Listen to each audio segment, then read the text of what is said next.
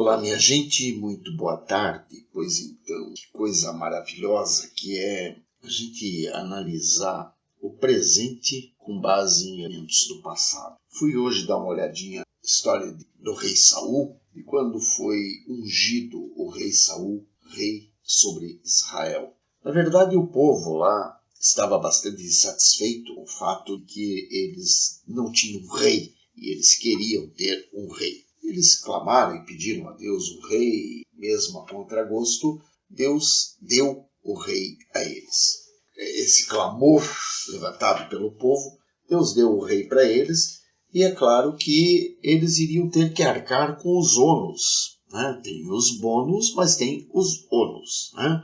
Os ônus é que mais tarde esse rei custaria a eles muita coisa. Por exemplo, um palácio que você tem aqui, que o rei tenha que ter, isso tudo sai de algum lugar, vai sair normalmente de onde? Do erário, porque afinal de contas o rei não vai montar toda aquela estrutura a seu bel prazer, né? Ele vai custear através daqueles seus, aspas, súditos. Mas nós vimos assim algumas histórias bastante interessantes acerca de Saul. Saul parecia realmente uma pessoa, digamos, humilde, uma pessoa que ele foi ungido rei por Samuel. Ele sai da presença de Samuel com as orientações que Samuel lhe dera, de que ele teria que ir a determinado lugar e tal, e com isso, mas ele sai da presença de Samuel bastante, digamos, introspectivo. Ele não sai com aquela ideia de que agora sou rei, agora você cala a boca, me obedece,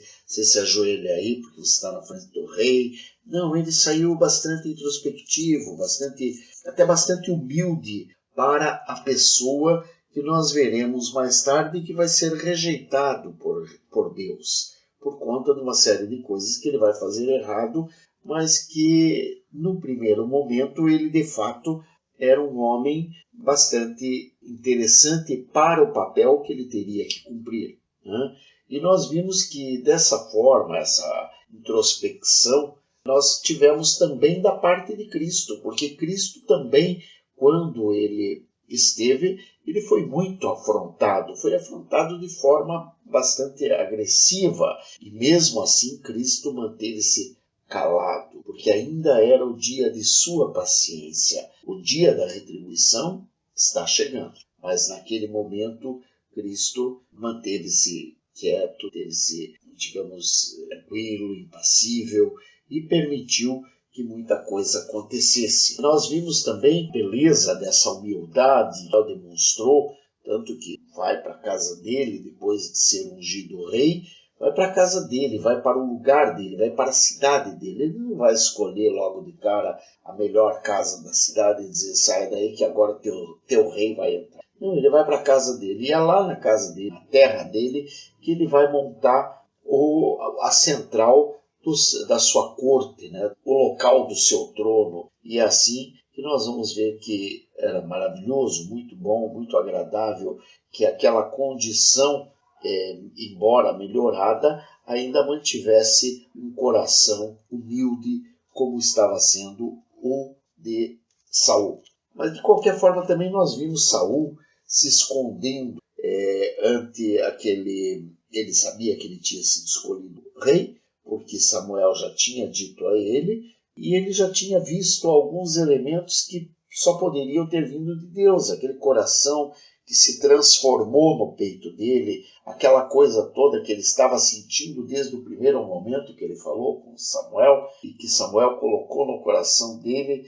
Ele começou a ver que realmente ele havia sido operada uma melhora na vida dele, uma condição diferenciada, um coração que pulsava de forma diferente no seu peito. E ele, percebendo aquilo tudo, ele já tinha certeza de que ele, de fato, era o rei. O único detalhe é que ele ainda, digamos assim, ele procurou fugir, não fugir necessariamente, mas ele se escondeu quando procuraram para torná-lo rei. Ele se escondeu entre a bagagem e tal. Mesmo assim, claro, Samuel logo disse para o povo onde ele estava escondido, porque ele estava se escondendo de quem? De Deus. Foi Deus quem escolheu Saul rei. Portanto, ao esconder-se, ele estava se escondendo de Deus.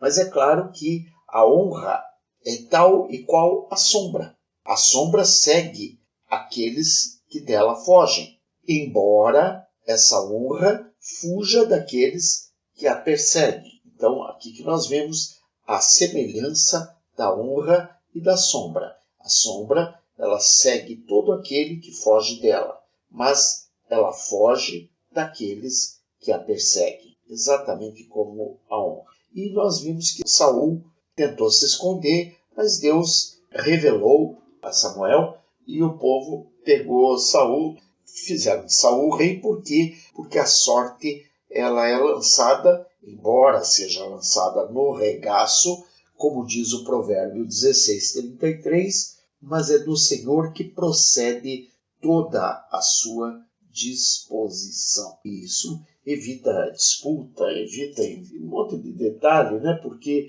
a sorte faz cessar as guerras, as disputas e faz também separação entre os poderosos. Isso está lá em Provérbios 18:18. Mas o que nós vemos aqui, que me interessa bastante, que é a questão da escolha de Saul, porque nós percebemos que a escolha de Saul se deu por vários motivos. Primeiro, pelo fato de que Saul tinha uma apresentação bastante interessante, bastante curiosa, uma apresentação que agradaria o povo. E dessa forma, ele era um homem bastante alto, parece-me bastante, digamos, bonito, portanto, isso agradou a muitos. Dessa forma foi escolhido Saul, e Deus viu alguns detalhes no caráter de Saul que agradou a Deus num primeiro momento, embora Deus saiba como é o ser humano e qual é o fim de todo o pensamento humano. Portanto, Deus sabia que mais cedo ou mais tarde Saul iria desagradá-lo. Daí, lógico, nós vimos ali que os sinais que Samuel tinha passado a Saul cumpriram-se todos prontamente, e percebemos em Saul a mudança do seu coração. Aquele fogo que queimava no seu peito era um fogo diferente. O próprio Saul, ele nunca havia sentido aquilo antes. Ele já não tinha mais aquele coração do agricultor, do fazendeiro, aquele agricultor, aquele coração limitado, preocupado somente com a produção da sua terra. Não, agora ele apresentava um coração diferenciado, já pensando em coisas de estadistas, já pensando em coisas de general, já pensando em coisas de um príncipe. E é claro que nós temos a certeza de que Deus sempre capacitará aqueles que chama para qualquer serviço que seja. Ele vai mudar o coração daqueles que efetivamente e sinceramente desejarem servi-lo. E nós observamos também que o próprio Saul, ele foi chamado, e é curioso que ele foi chamado por Deus, que Samuel trouxe para perto de si, quando Saul chegou à casa de Samuel, procurando por Samuel, Samuel o aproxima mais, dá-lhe um beijo e assegura a Saul que aquela escolha tinha sido aprovada, sinalizando não somente o consentimento do profeta, mas também a satisfação do profeta, porque ele aprovava aquilo que Deus estava fazendo. Muito embora ficou muito claro que a escolha daquele rei sinalizava que a glória do governo de Samuel estava no fim, que a casa de Samuel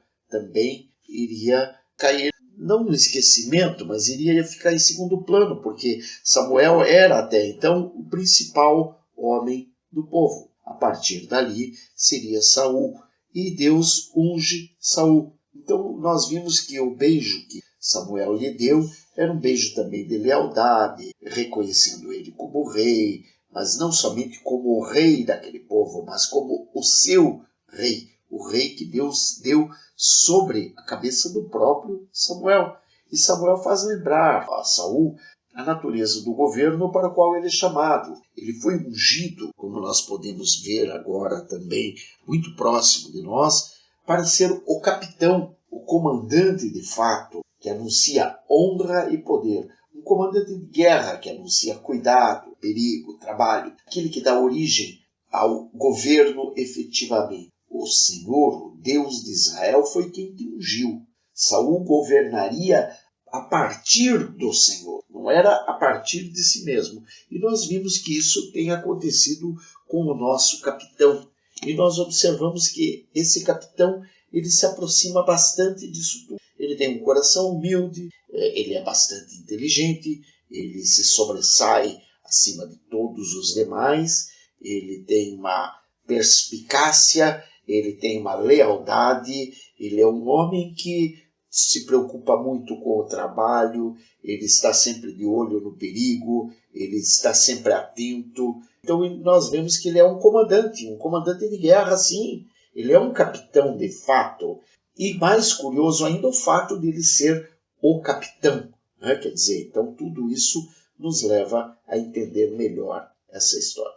Bom, o que eu queria trazer aí para nós é justamente isso, fazer um paralelo e mostrar que o homem ungido recebe da parte de Deus aquilo que precisa receber, ou seja, ele vai ser preparado e vai ser capacitado através de Deus, o Eterno, Todo-Poderoso, Deus de Abraão, de Isaac e de Jacó, o Deus de nosso Senhor e Salvador Jesus Cristo de Nazaré, de forma que os herdeiros do reino da glória estão felizes pelo fato de o mundo não os conhecer. Né? Quer dizer, nós vemos que ele, como herdeiro do reino da glória, ele fica muito feliz porque o mundo não o conhece. Mas por que o mundo não o conhece? Porque ele está sendo reconhecido no espaço espiritual. Que Deus te abençoe, que Deus te proteja, que Deus te guarde, que Deus te liberte, que Deus te restaure. Em nome santo de Jesus. Beijos.